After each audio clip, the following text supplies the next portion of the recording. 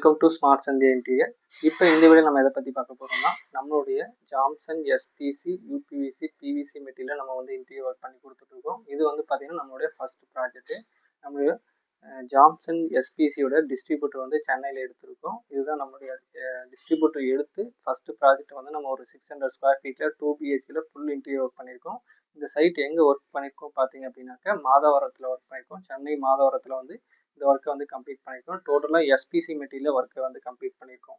PVC UPVC SPC இந்த 3 material Jameson brand வந்து produce பண்ணுறாங்க.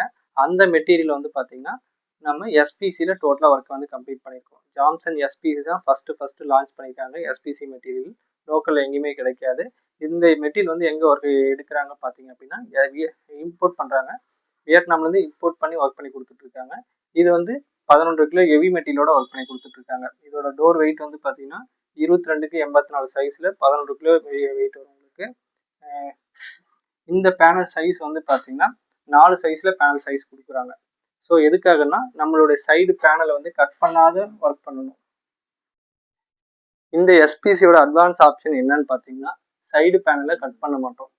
சைடு எப்படி இருக்குன்னா, இந்த எப்படி mould full mould company mould எப்படி இருக்கோ சேம் அதே ப்ராசஸ் தான் இந்த ஒர்க் இருக்கும். இதோட டாப் எட்ஜ் பாயிண்ட் எல்லாமே அதுக்கு உண்டான கேப் வந்துடும். அதோட இமேஜ் நான் சைடில் அப்டேட் பண்ணியிருக்கேன் பாருங்க. அந்த மாதிரி தான் இருக்கும். உங்களுக்கு வந்து நீட்டாக எந்த ஒரு தேய்க்கிற பிரச்சனை இல்லாமல் டோர் எப்படி இருக்கும் அது கேப் போட்டு பேஸ்ட் பண்ணோம் அப்படின்னா ஒரு உட்டன் லுக் கிடைக்கும். நம்மளுடைய ஜாம்சன் எஸ்பிசி மெட்டீரியலில் உங்களுக்கு ஃபினிஷிங் வந்து பார்த்தீங்கன்னா ஒரே ஈவனாக இருக்கும். எங்கேயுமே சென்டரில் கேப் இருக்காது. இந்த டபுள் டோருக்கும் அடுத்த டபுள் டோருக்கும் சென்டரில் கேப் வர பிரச்சனைலாம் இருக்காது. இதுக்கு கம்பல்சரி நம்ம ஃப்ரேம் ஒர்க் பண்ணுறோம்.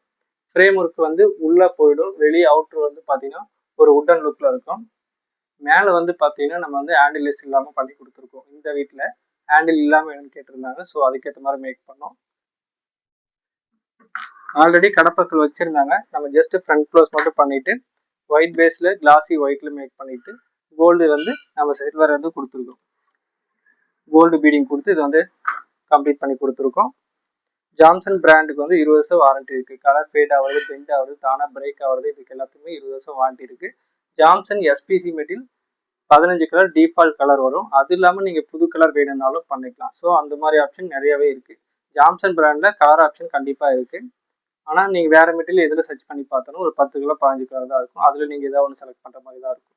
ஸோ இந்த வீட்டில் இந்த ஒரு மாஸ்டர் பெட்ரூமில் ஒரு லாஃப்ட் இதே மாதிரி தான் சேம் இன்னொரு பெட்ரூம்லேயும் பண்ணியிருக்கோம். அது வேறு கலரில் பண்ணியிருக்கோம். அது எப்படி பண்ணியிருக்கோன்றதை பார்க்கலாம்.